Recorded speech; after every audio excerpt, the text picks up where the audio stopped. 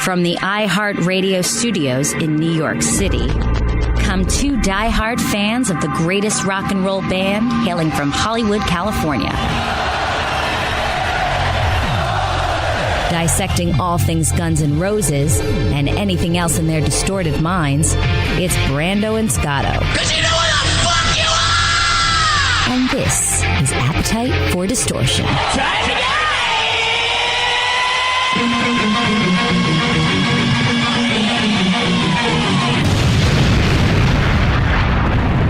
And welcome to the podcast, Appetite for Distortion, episode 22. My name is Brando. With me, as always, is my partner in perfect crime, Scotto, Ian. What's going on, loose lips? It's a new thing every episode. You're gonna run out of ideas, I think. But I think that is a challenge. Yeah. No, I'm doing awesome, man. Been busy with my stuff at Soft Rep and just staying busy, man. I enjoyed my July 4th. Oh yes, as did I. I saw friends I haven't seen in quite a while because they all have babies and are grown-ups. Really? Oh, luckily most of my friends actually are not in that category. Like my good friends. Yeah, you hang out in Chuck E. Cheese, and where all the other perverts are. We also want to.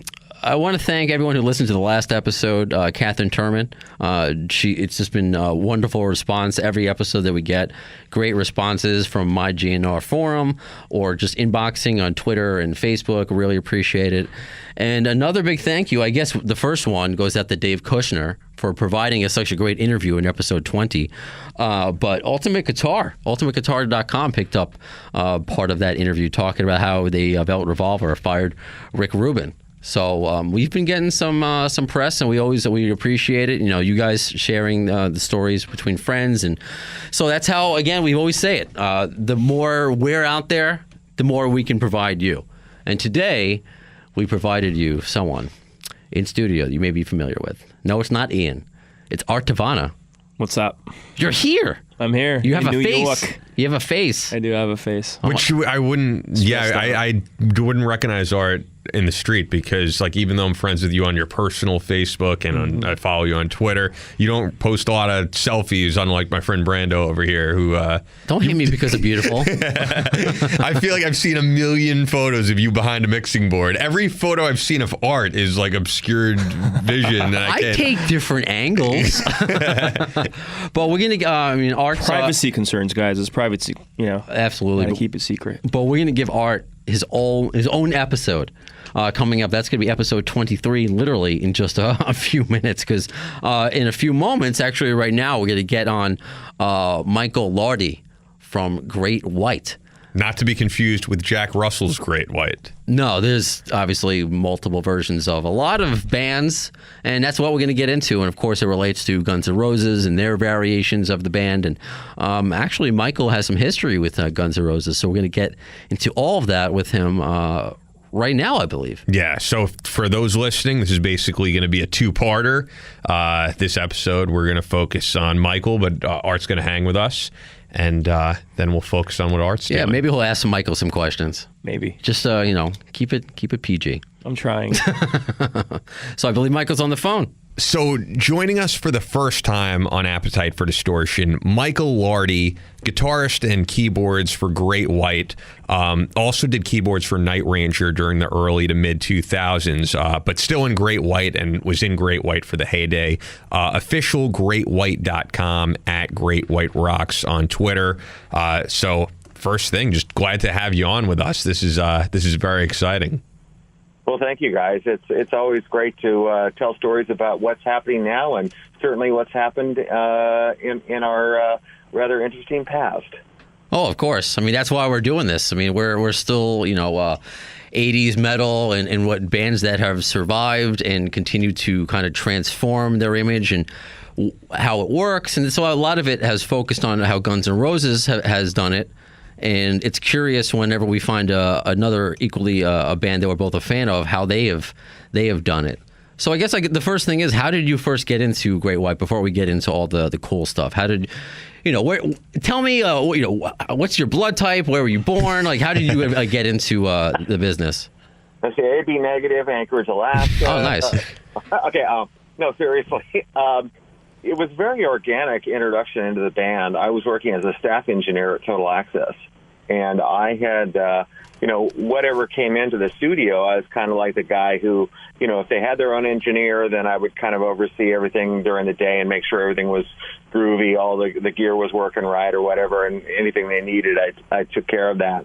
And as it turned out, we didn't actually have an assistant on staff. So when Michael Wagner came in with the band to record the first album, they had already done the EP in '82, and when they came in and recorded the first album in '83, I was on staff there, so I assisted Michael every day during that process, and struck up a friendship with Mark and with Jack at the time. And as it turned out, they found out that I could actually do a little singing, so I got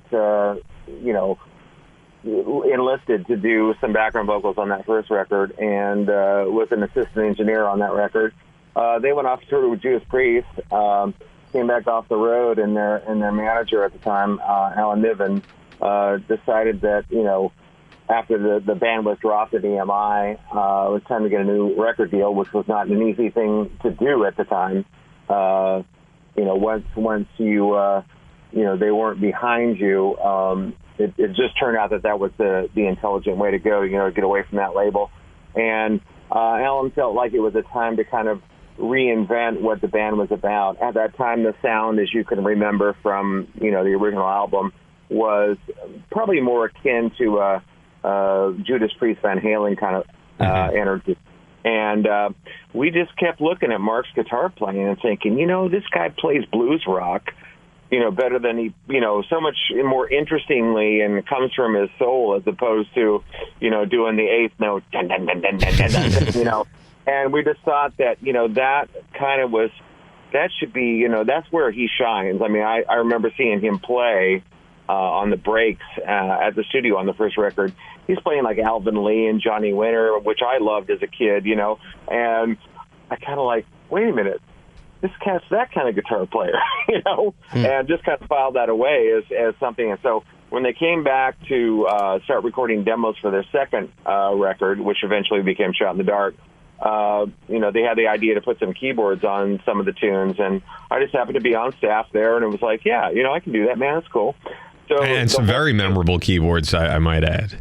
Oh, thank you. And it was just kind of, very organic thing. I played some shows with them in '85 and '86, still all the time working at the studio, working in a couple other bands of no consequence. And then right before we started recording Once Bitten, they all kind of turned to me and said, you're in the band now, right? I said, awesome. So it wasn't like anything I went after saying, I'm going to get into this group. Sure. It was just very organic it was very family driven. And I think that's the vibe that I can see as to why we've lasted and stayed together, as we've, always had a very strong family tie to the way we've done things. Yeah, I think that a lot of things happen that way, where it's just organic, you meet the right people, and it's just the right fit. The thing that I was wondering, as you're talking about the blues-based guitar sound, we often talk about, with this being a Guns N' Roses podcast, the hair metal genre and what transcends what people call the glam rock or hair metal genre. I think a lot of these bands, and I want to hear your take on it, had a similar image with the big hair, leather, makeup, all of that great stuff. But the sound of a lot of bands that were put into that genre is very different. I mean, the blues bass, the blues influence of Great White is not heard in a lot of these other bands, like, let's say, Poison or Motley Crue. You guys had your own sound. Does it bother you that you get placed into that genre? Well, I mean, at that point, I think it's important that we get placed anywhere. But yeah, it was always kind of a shortcut to thinking, in my opinion, about, well, listen to the music, and really, does this sound like Talk Dirty to me? No, I don't think so. It's more like English blues. And to me, bands that kind of cop that from our era, there weren't that many, as you stated. Cinderella was like that, Tesla. The three of us kind of had that little thing. But there again, you talk about Cinderella having the look that they had, but playing the kind of stuff they played. It was much more blues rock, driven. And of course, even going back to what is about the podcast. I mean, Slash has got fantastic blues, influence all of his playing, and certainly Izzy is, the love child, I'm sure, of Keith Richards. It's like it's all about blues. With that band, even though they came across with the edginess and the energy that they had, those two guitar players, are definitely steeped in the blues. I think that's what is missing today in a lot of rock, mainstream rock, is the blues, the soul of the blues. It's just melting your face off, or attempts to melt your face off. So what were your influences other than the blues? What inspired you to become a musician? Well, the biggest thing that's always the signpost as to, when something is an epiphany and strikes you in the head like lightning and changes your whole life, was the Beatles performance in Ed Sullivan. I mean, I was 5 years old, and, I remember the anticipation of looking forward to that Sunday night when they were going to come on. And it was just, when it came out of the television, you're just watching it. I had it described to me by my parents as, your eyes got as big as saucers, and we knew we had lost you. That was just a moment. And, of course, my uncle, hipped me to the Stones and the Beach Boys. So probably when I was a young kid, it was really kind of, that was my meat and potatoes for that thing. And then when I started to really grow and figure out, like, Clapton and, Johnny Winter and all that stuff, and you think, well, where did they get it from? So you start to go back and you go, oh man, that guy's Lightning Hopkins. Oh, that guy's, Muddy Waters. Oh, that guy's Buddy Guy. So you figure out where it all came from, and you see all the connection in the circle about how that whole blues rock thing happened. And that was just akin to what my tastes were in terms of like you talk about the soul of music. Something that makes you feel something. Yeah, I want to get into any interactions you've had with Guns N' Roses, of course, and then what you're up to now, and just some of the more recent history with Great White, from the stuff that happened in the 90s up until now. But while we're on the early years of Great White, I'm going to throw something at you that I'm not sure if it's been said before. So one of my favorite Great White songs is Face the Day. And when I heard that opening for the first time, and I'm 31 years old, so I got into this genre of music, way after its heyday. Maybe it's from living with my mom for many years, and how these baby boomers are into shows like Law and Order. But so I heard the opening, that opening riff of Face the Day, and it reminds me of that opening synth on the Law and Order theme song. Am I the only person who has noticed this, Michael? Well, that would be the first time anyone has made that correlation. I have the clips up if you want to hear it. If you want to hear what he's... It's not impossible. I believe you. I mean, there's just something about music that connects us, and however we get connected to it, there could be a million avenues to get us to a place where we make the connection. But no, I'd never heard that correlation before. I want to hear see if Michael hears it, because I heard it immediately. I thought he, before I do, I know we're building it up now. I'm like, Ian is out of his mind. But then I heard it when I recorded it. So we'll see what you think, Michael. Okay. So that's obviously your song. Yeah, I'm pretty sure Michael's heard this. All right. So then here's the Law and Order. It's just like reverse. It's a little. Yeah. What about the same time? The same time. Like the Oh, that sounded terrible. You have to sync it up a little bit, but it's similar. It hit me right when I heard it. I was like, "Oh, that's wild." No, that the whole Law and Order thing harmonically ascends, and the Face the Day thing descends. But Okay. it's kind of in the same cadence. Sure. That's the thing that I think probably jumped out at you when you hear it. Dun dun dun dun dun dun dun dun dun. yeah. Hey, I lived with my mom, Michael, and my dad up until I was like 29, and my mom is a fan of like CSI and Law and Order and all that shit. So that's what I blame it on. You're like, is Great White on this episode? But now this means you have to make a rock cover. You have to do a cover of this. You know that. You have to cover of Law and Order. Maybe you have to pull a song out that's got strains of that maybe in the breakdown or something. That would be fun. Yeah, get like Ice-T to guest on it. Is he Law and Order or the other one, CSI? Ice-T. No? I don't know which one he is. I think he's CSI always used, like classic stuff. I think the first one used the Who song, didn't they? Oh, Who sure. Are You? Art, Yeah. I feel like you know pop culture better than me. Yeah. Which one was Ice-T Michael, on? we're here with Art Tavana from LA Weekly as well. I'm pretty sure it's CSI actually, but Okay. I don't know which which city, like Orlando. There's so many or, of them. Fucking Boston and I don't know. CSI Yeah. Elevator Inspector It's Unit. one of those cities. Okay, Yeah, fair what- enough. I think one of them did like Teenage Wasteland, and That's the one. That's the one with Ice-T. The Okay. Teenage Waste. Yeah. All right. Well, I was trying to reach for a Great White Ice-T collab or Body Count collab. That'd be cool. That's Great White, yeah.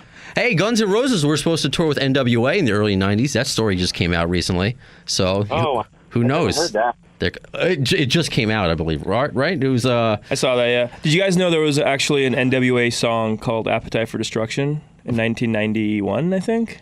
It rings a bell, actually. Yeah, no one even knows that because, I feel like I've always said this. GNR was the first gangster rap band in a way because I feel like Appetite was such a street rock. It was such about street culture, and nobody was doing that. So I think NWA in some way might have been influenced by Appetite. But then again, I can't really say that anymore. So It's possible. Yeah. But we got to get Michael to do some cool collabs. Have you ever been called to do a Sharknado movie? I mean, has that ever happened? Sharknado. Not at this point. I mean, occasionally they'll place some of this stuff on Shark Week? Well, actually, we haven't been approached by Shark Week. What? But That's yeah, bullshit. Nice, don't you think? I mean, no, you gotta. It's right there. It's right there. Everyone loves sharks now. Yeah, it would be perfect. Sharknado and Great White on the soundtrack. Exactly. You heard it here first. If it ever happens. And not only that, I mean, for that song we just played, I mean, it would be great for sharks because, I mean, think about that. I don't want to face the day. It's like I don't want to get in the water. Yeah. That's very. That's true. a great song, man. So, I guess transitioning to the GNR stuff, I'm wondering what interactions did you have with the band during those early years on the Sunset Strip? The actual years that they were playing before they got signed, not a whole lot. I mean, I know our manager, Alan, at the time was, kind of told by Tom Zutaut about this band, and he basically came to Alan and said, man, I need help because, I can't, get these guys organized and get this thing happening. And, Alan's great at managing, certainly, and he found, he heard it right away when he heard the demos, from Uzi Suicide, and he was like, yeah, this is going to be something. So, he marshaled everybody's forces and got them together and got them into the studio to start doing Appetite. So, it was, something we were aware of that he was working on, but we weren't really aware of interactions until such time that Mike Klink, the producer on the record, had, worked with them pretty much 5 months straight. And I think, I can't say for sure, I don't know, there would be no disrespect to Mike at all, but I think they might have burned him out a little bit when it got time to mixing. So I think what happened was Tom Zutaut wanted to go another way with that. I mean, you'd have to ask Tom and Mike how that whole thing exactly transpired. But all I know is they split the songs up and gave, the cherry pick ones to Thompson and Barbiero, which was like Paradise City, Welcome, Sweet Child of Mine, and then Alan talked Tom into let me and he said let me and Michael take a shot at mixing this stuff. So we did Brownstone, My Michelle, and Rocket Queen. Oh, wow. Well, they eventually decided to go for the whole record with Thompson and Barbiero because I think the boys all wanted to go hang in New York, which is great. But at the same time, I thought we did a pretty slamming mix of Brownstone. And if, for your historians on your, Guns N' Roses history, the 12-inch single, I think of, God, I'm trying to remember which one this was, but I think it was the third release of Welcome to the Jungle. On the 12-inch, the B-side, if it has Brownstone on it, that's our mix. Oh, wow. Okay. Yeah. So, I remember Slash and Axl coming down to the studio and listening to it, and after listening to the mixes that were first tried with Mike, I think, they had heard what we had done, and I remember them kind of jumping up and down saying, yeah, that's nailing it. That's how, we sound to us, that's the vibe. And, we went out to dinner, and it was pretty low-key, but they seemed pretty excited about, the fact that, what was happening in terms of mixing was approaching, what they were as, the sound of the band. And I just, I heard the energy there, and I just tried to put the faders up so it made sense. So I'm glad to have had that interaction with them at that time, and certainly, showed that I could do stuff outside of, the Great White realm. And Michael, did you ever actually hear like the early demos by GNR of those songs before you mastered them or produced them at all? Yeah, even before the actual Uzi Suicide release, I think I heard like rehearsal demo things, and I remember the guy who owned the studio listening to it, and I remember him saying something to the effect of, "That sounds like any garage band on Sunset Strip." Right. And Alan and I were kind of like, I don't know, man. There's something here. What do you think that something was? I mean, because there were a lot of bands, as Ian brought up before, that sounded the same, and you guys were adding the blues influence. So what was different from when you heard? Because as we discussed, it took a while for that record to get launched and become what it's now. So what did you hear first that was different? I think it was just that connection of so many things that I personally, I know Alan loves about music. The Stones influence, just the it sounded so rough and raw and real. Yeah. It just had all of those elements that came out in this beautiful noise. And when you just really, wrapped your head around it and got into it and let it, overtake you as a listener, to me, it was just apparent and self-evident right away. It was just, there's something magical about all the angst and energy and, blues influence that's in there. That's just something special. You just had to feel it. And I think, everybody that has Appetite for Destruction certainly felt that the first time they put the needle down. Yeah, I have to look up this mix of Sweet Child of Mine now because I don't. No, it's actually it's Mr. Brownstone. Oh, Mr. Brownstone. I'm sorry because you said it was in the B-side of Sweet Child of Mine, right? Yeah, I think so. I think that was the release. Okay, yeah. So I'm wondering if someone's ripped it to YouTube. I would hope so. What about the other mixes that you did? Are those floating around anywhere? Not that I'm aware of. I think, once we did those, I think we started to work on the other ones, and I'm not sure if, in my memory, if I recall, we finished them because by the time we had gotten to the point of finishing them, they had already decided to go to New York and work with Steve Thompson and Michael Barbiero. I'm assuming you have to have like DAT tapes floating around your house of stuff we haven't heard or mixes we haven't heard. I can't imagine the amount of stuff this guy has. Like the amount of bands he's played with, I can't imagine what you have in your house. It must be some sort of like museum or a Costco of just rock and roll. Costco of rock and roll. I don't have a lot of the half inches because obviously those half-inch analog tapes belong to record companies and such. But DATs, cassettes. I haven't thrown them away, so there's a couple here and there. Oh man, imagine if I bet if you auctioned off some of that gun stuff, you could make a pretty penny. That's his kid's retirement fund. That's what his retirement money. Well, I have no kids, so I guess it would be mine. Oh, so there you go. Even better. Were you at the 1988 Ritz performance? Because that's who reached out to us, Melissa, who your rep, who's super sweet. She said, "Were you at that show, or you before? What's your connection to that?" Yeah, absolutely performing. I've been performing the band, nonstop since '85. So that was. I'm going to do Rain Man on you, February 2nd, 1988. Definitely February 2nd. Definitely. Yeah, definitely. And what was interesting about that day is we had pulled a Westwood One truck out onto the street, So in between sound check, I was running back and forth from the stage to the truck, to the stage.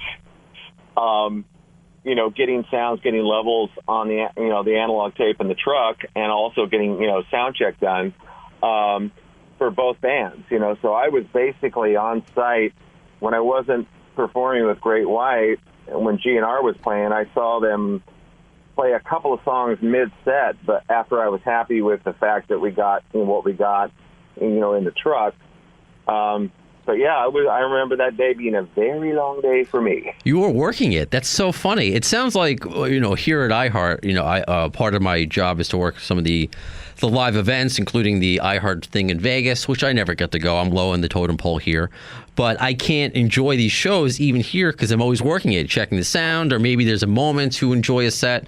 But the fact that you were working and in a band at the same time, that's just a man of many hats. And Axel's the one with the hats and the bandana. But I mean, that's very impressive. Not all the jokes are good, but they're there. But they're there. Yeah, but they're there. So what do you think of, having known them since the days of Appetite to where they are now? Does it matter to you? I guess in two respects, because I don't know if you are on friendly terms for any, more than just like an acquaintance with the band. Just saying, hey, good for them. This is bringing a lot of people happiness. The fans have wanted it for years. And the second part of that question is, do you think that helps rock? Because there are a lot of bands like you who are still doing it. You can have the Skid Rows out there, the Rats, whatever version you want of LA Guns. It's difficult, and you can, again, speak to this, and a lot of the musicians we've spoke to, rock is really difficult here to break here in America. Overseas, I have to imagine Great White people. Do you sell more tickets overseas? That's my long-winded two-part question. Well, in terms of how well we do overseas, if you don't go back there every year or every other year, it's harder to do things completely on your own and do really well with ticket sales because they're they pay very close attention to the fact that, if you don't go back for 4 or 5 years, they're kind of like, they like you to be there. But we did do a couple festivals last year. We were on Bang Your Head in Stuttgart with Accept, believe it or not. And that's what I love about German or Swedish festivals. You can have anything and everything in terms of genres on the same festival, and it all works. Every fan is there. And it was about a 35K, I think, was the attendance on that show. So, we do fit into that whole thing. We can certainly do that. I mean, there's people there that do enjoy and certainly remember, their connection with Great White for a long time. So it's definitely Field of Dreams. If we play festivals, they will come. As far as, the fact that GNR is doing what they're doing now, yeah, I think it's great for rock because it kind of says, hey, everybody, rock can be done on a grand scale. I mean, why shouldn't this affect, all of us in this genre that still want to go out and do things that are valid and play shows? I mean, during a summer season domestically, we could, do shows with like REO, Night Ranger, and Great White and Slaughter and those festivals, and it's 15,000, 20,000 people, and that should be a testament to the fact that this music still works 35, 40 years later.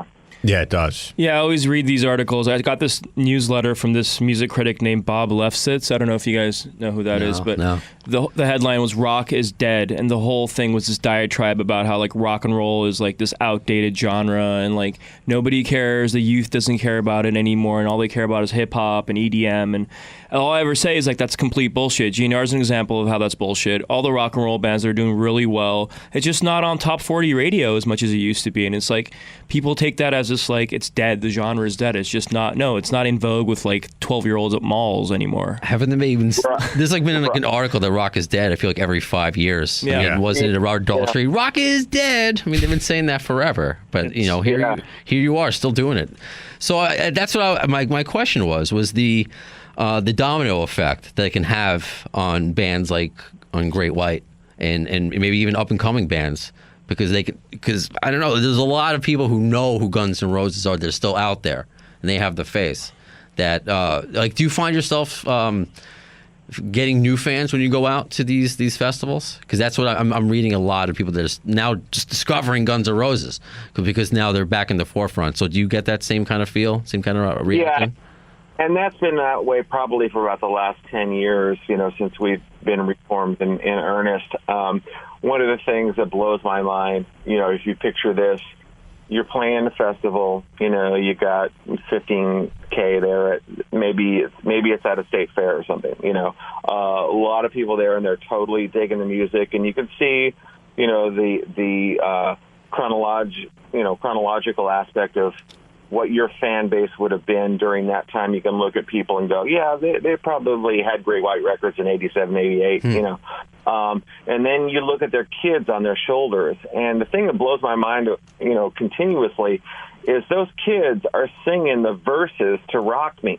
And they're like Nice. 8, 10 years old. And you go, God, we bless, all the parents for passing the music down, but it's like, they seem to be getting it and getting into it. So to me, it's like if you've done music that hopefully, has a classic edge to it, if you're lucky enough, it lasts, into new generations. And to me, that's one of the greatest compliments, that A, it's being passed down, and B, it's being understood by a new generation.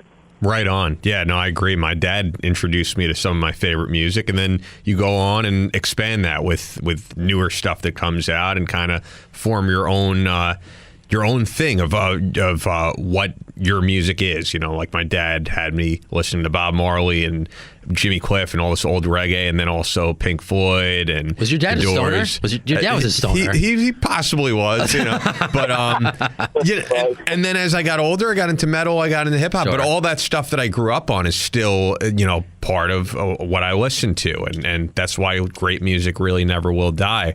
All right, I got to get into this. I feel like you probably have to talk about this every single interview that you do, so I do apologize in advance. But of course, the infamous nightclub fire and the effect that it had.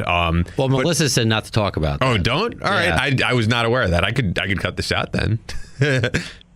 Yeah, if you don't want to get into it, that's fine. I honestly wasn't aware because she talked to Brandon first. I'm just saying I read the email, so whatever you're comfortable with. Dude, not a problem. I will not get into it then. But what I do think, what were you saying, Michael? I was going to say, what I will interject is, Audie and I weren't there. Our current singer, Terry Alous, and our bass player, Scott Snyder, were not there.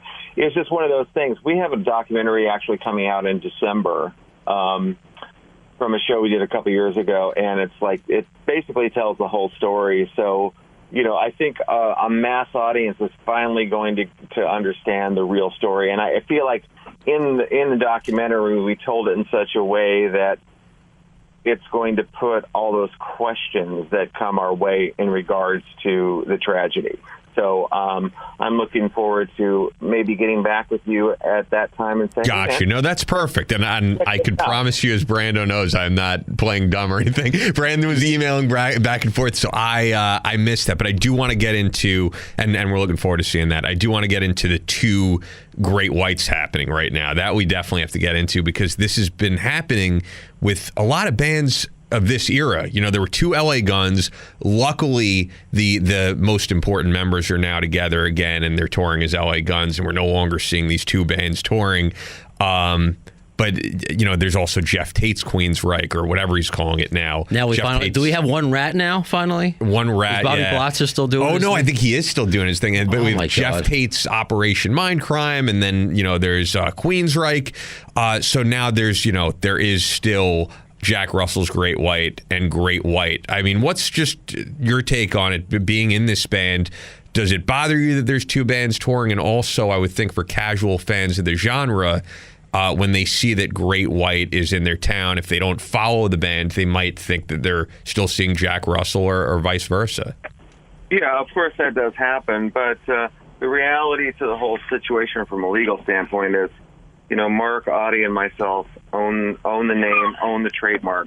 We have licensed, the ability for Jack to use the name to make a living, and I would never begrudge him because he was a part of, a big part of that whole, magic years, like I guess you could call them, between like 86 and 94. It was kind of like, Jack was absolutely a part of all that. So I'd want him to be able to have that opportunity. As far as the confusion is concerned, it still exists out there, but at the same time, we're lucky enough to be doing 45, 50 dates a year, and I'm not sure how many he's doing, but I look at our list on the website, and I look at his list, and I go, I think people know, the Great White that they're seeing now. Yeah. So I want to mention the story where Ian and I met. This is our love, show. Frolicking through a field right in front of the old Roseline Ballroom, seeing Guns N' Roses, which at the time was Axl and Friends. This was Bumblefoot and DJ Ashba. Ian and I knew this because we have a Guns N' Roses podcast. We're both nerds. But there was this woman who walked by, saw the Guns N' Roses banner all lit up, and like, is that really Guns N' Roses? She asked me. I'm like, well, not really. So you kind of have to explain. So I guess my question is, because I think, maybe not in a negative way, because Slash and Duff, not keeping score, but had positive things to say about Chinese democracy.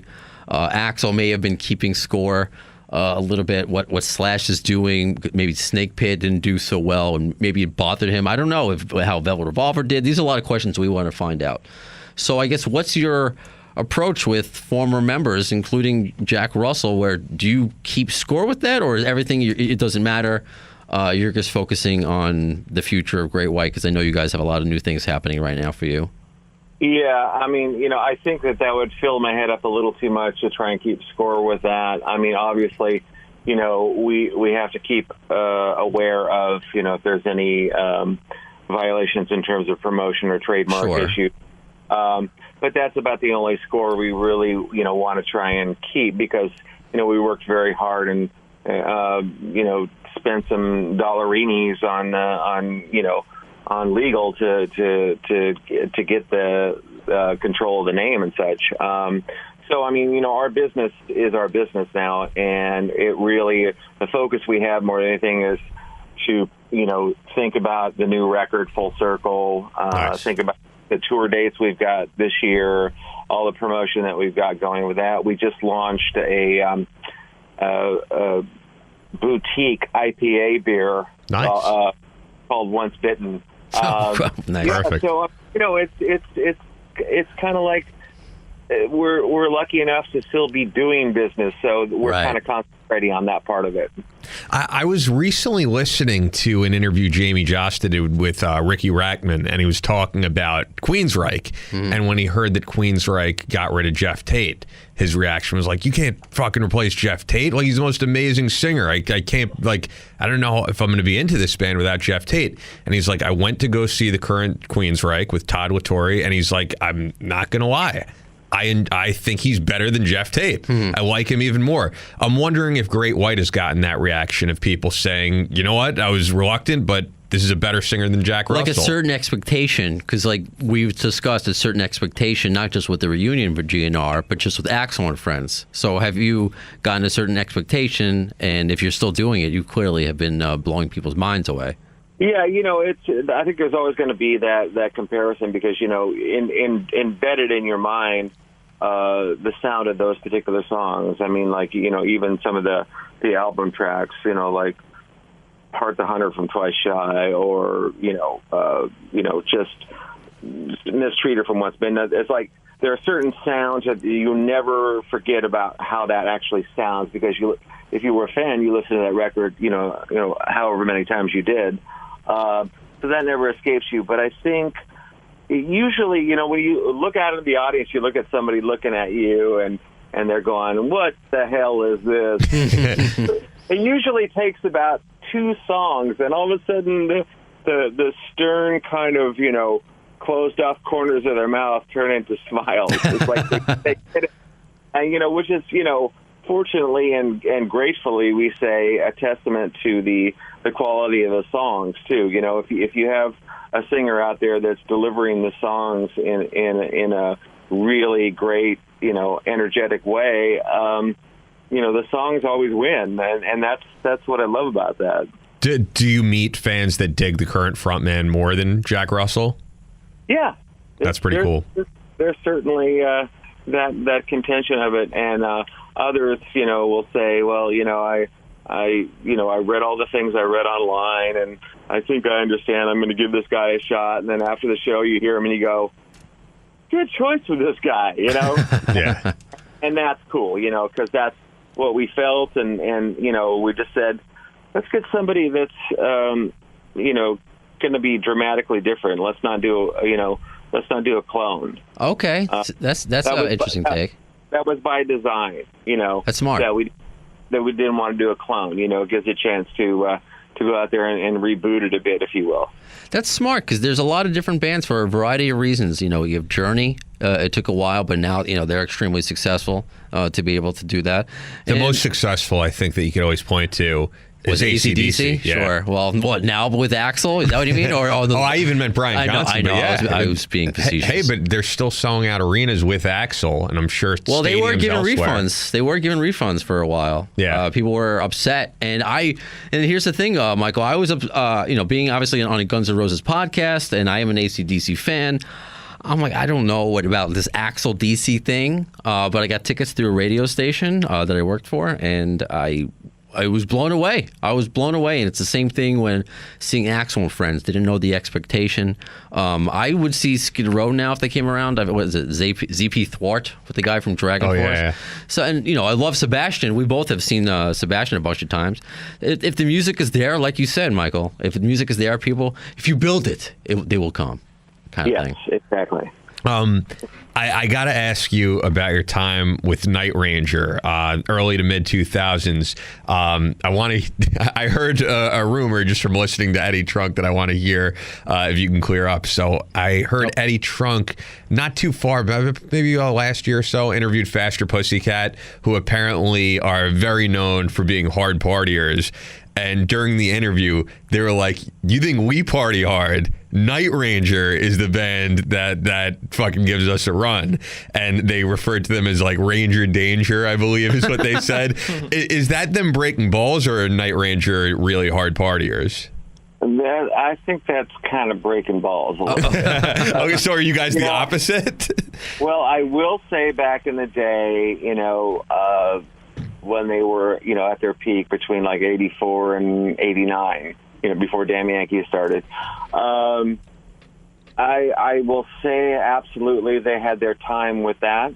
That would be, a lie if I said any differently. But now I think they're more interested in just, most of the guys in the band are 60 plus, but they're still out there kicking ass, and you can't do that. Well, Axl was just out with Tom Jones, and Tom Jones is in his 70s, isn't he? Until partying until 6 in the morning. Didn't that just happen last week? So I guess there are some special 60-year-olds out there, but otherwise, I'm with you. Just get a nice book, a glass of wine, watch The Simpsons, and go to bed. Jack, with all his Jack Lights, with all his energy, he is definitely, all about doing a great show, and he is real focused. He works out, and he does what he does. He has so much energy, and he doesn't get on when he's on stage doing his thing.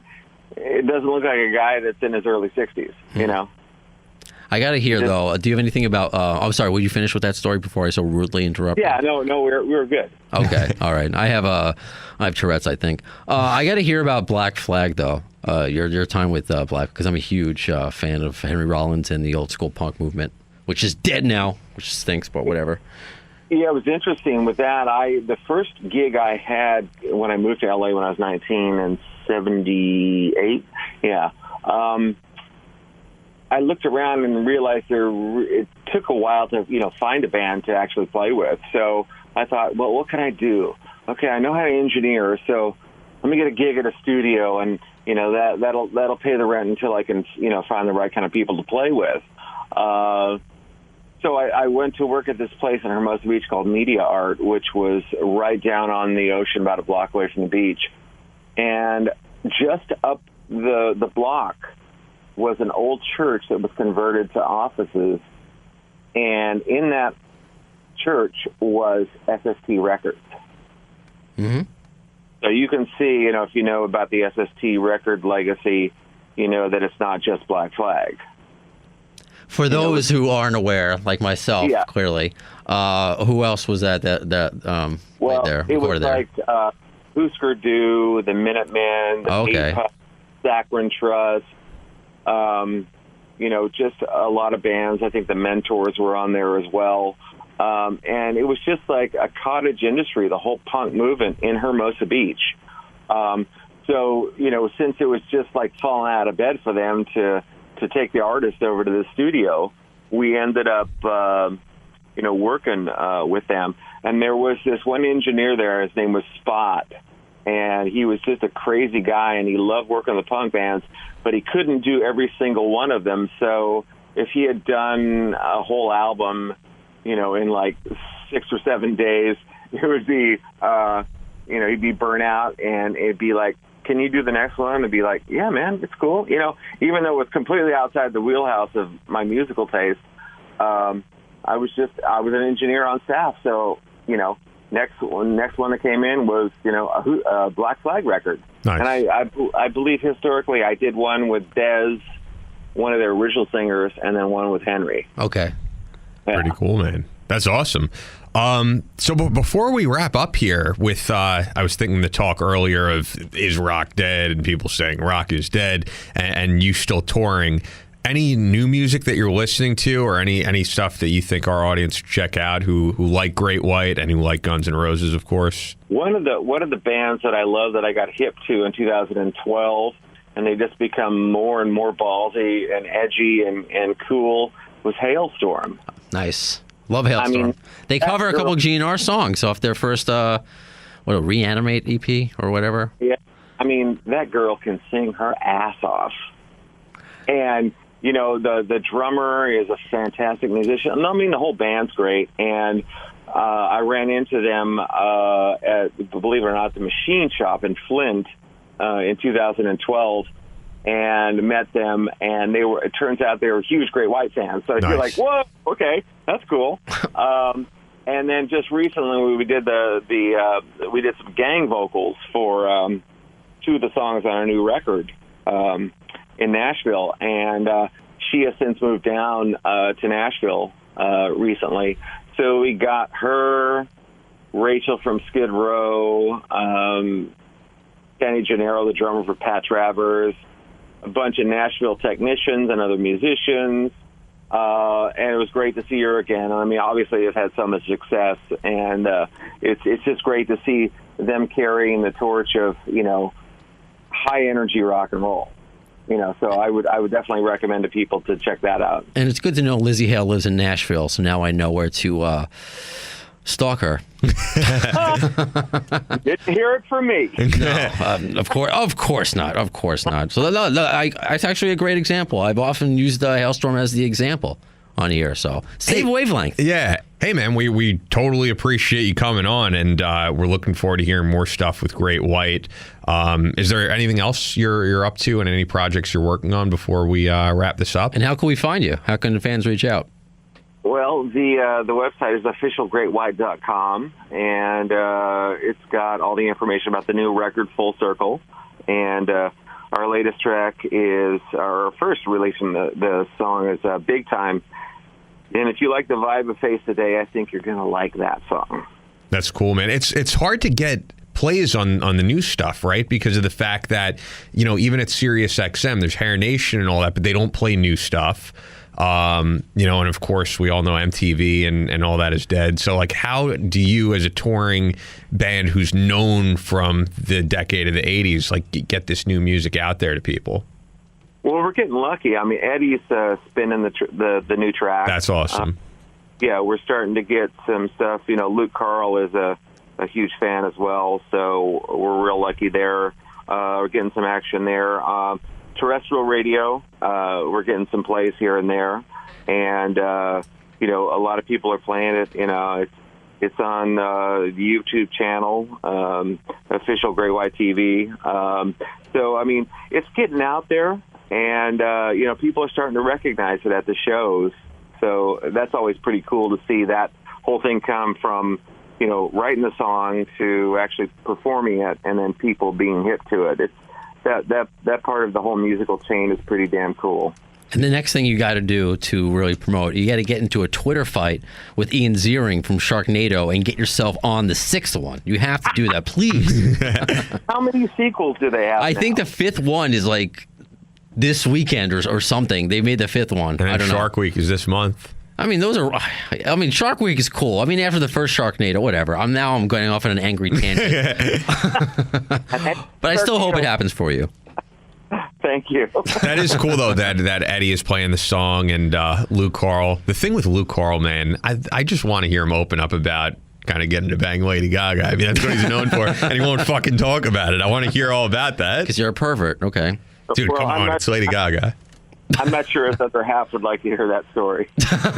Yeah, I mean, that's his claim to fame, is dating Lady Gaga. He seems like a cool guy, and he knows his rock. But That was my claim to fame. But yeah, I mean, that's a cool claim to fame to have. But he's pretty like tight-lipped about it. When he put out that book, The Drunk Diet, I think he was on like Fox News. He was all over, and he would not answer a question about Lady Gaga. Which, I mean, it's classy, but come on, we all want to hear about you fucking Lady Gaga. He wants it here. No, I mean, I've been lucky enough to have, I guess, a claim to a small amount of fame with Great White, but I suppose my number one encounter was getting to meet Ringo. Oh, yeah?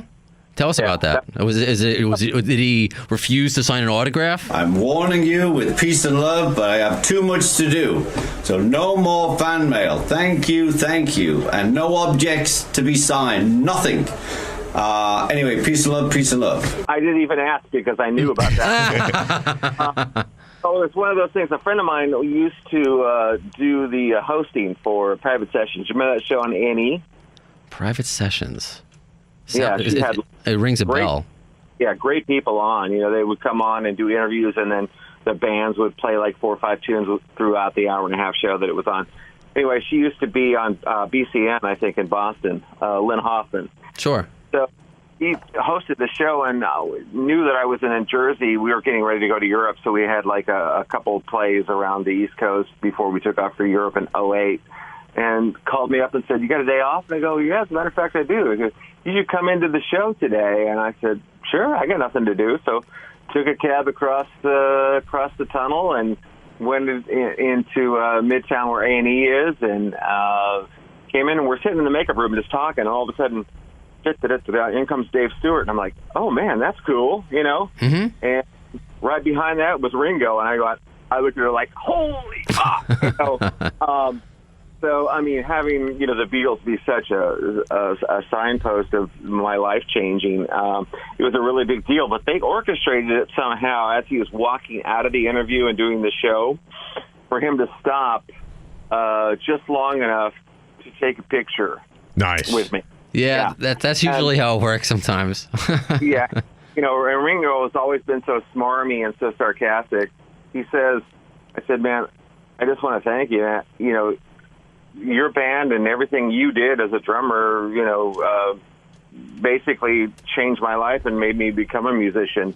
And he goes, "Don't blame me." That's funny, man. I would have that same thing though, where he's known as not wanting to sign autographs, where I wouldn't even want to ask at that point, because all right, I'm the biggest Motley Crue fan, have met Nikki Sixx, great guy, but Tommy Lee is known.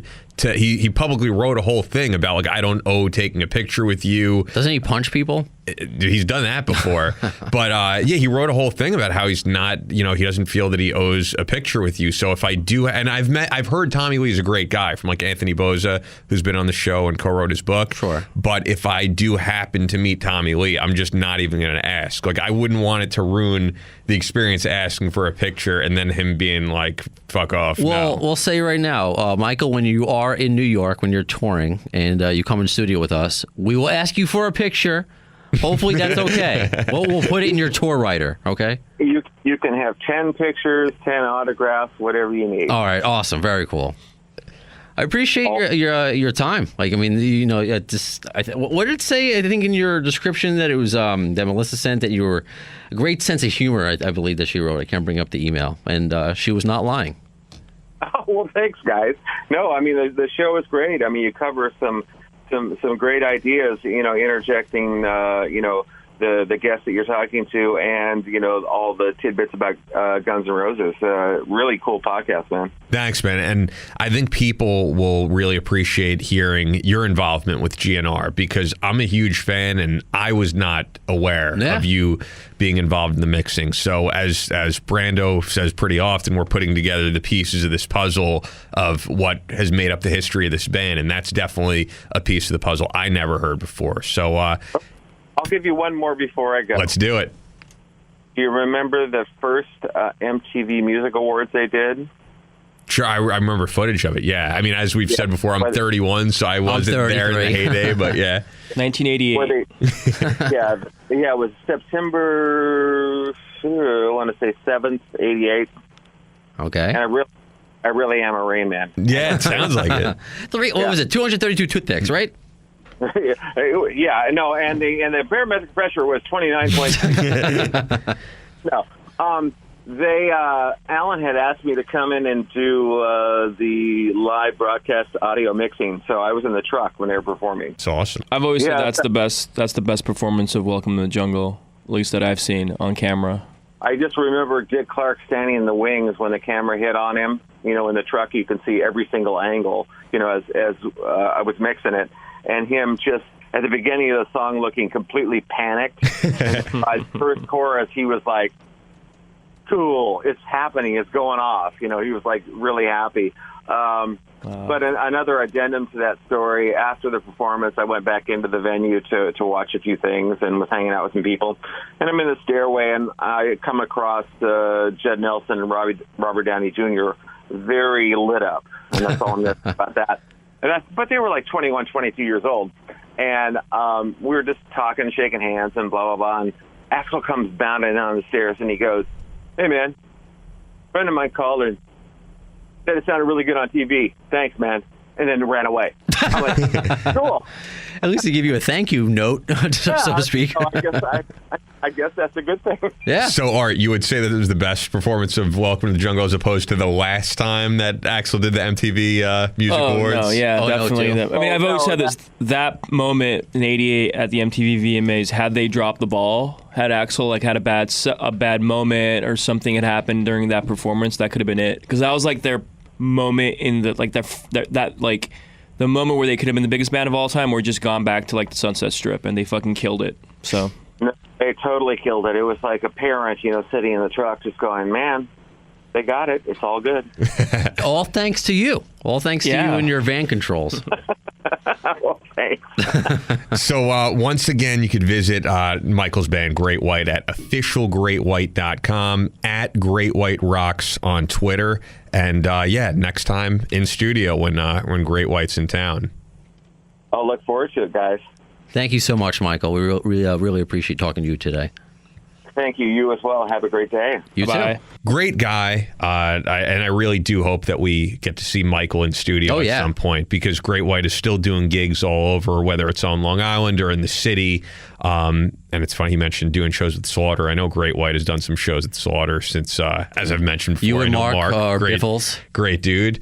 But yeah, there's just still a market out there, and even though maybe the new CDs, you know, and people are like, oh, does anybody buy CDs anymore? I'll still buy hard copies of things. But even though the new music might not be what's selling for these guys, whether it's the casino circuit or just playing small venues on weekends, because Mark has even told me, if you look at Slaughter's tour dates, they basically are flown out to a casino on the weekend, and they'll play like 2 dates, but they're able to make a living doing that. And I think, you know, even though you might not be playing arenas at it anymore, even though you might not, you know, like Slaughter had #1 hits and multi-platinum albums, the fact that you could still make a living from a song or several songs that you wrote in the late 80s in 2017 playing gigs, I think that's pretty fucking cool. No, absolutely. And as we wrap this episode up, and unless you have anything else to add, my dear Ian, No, check out Great White. I haven't checked out the new stuff. I'm looking forward to hearing it. I just got listen to some of the stuff that their rep sent me. So what do you think? What do you think of the new singer? It sounds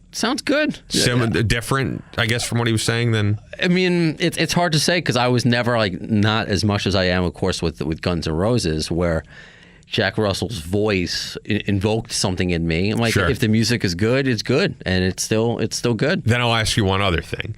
Does it sound like a 80s band, like still making that type of music, or does it sound like an 80s band trying to adapt to 2017? How about you and the audience make a judgment for yourselves, so I'm not kind of swaying you either way? Okay, I don't think either is a bad thing to say. Listen to Full Circle from Great White. We'll do. How about that? There's a fucking plug for you, Michael. I'll check it out, man. So Art Tavana coming up next episode, but in the meantime, actually, because I always end the episode saying, I don't know the next time we'll see you. Like Chinese Democracy Axel talk about Chinese Democracy. Next time will be soon. Well, it's actually going to be soon this time. So we'll see you soon. You've been listening to the distorted minds of Brando and Scotto, dissecting all things Guns N' Roses on Appetite for Distortion. Follow the guys on Twitter at The AFD Show and on Facebook at facebook.com/The AFD Show.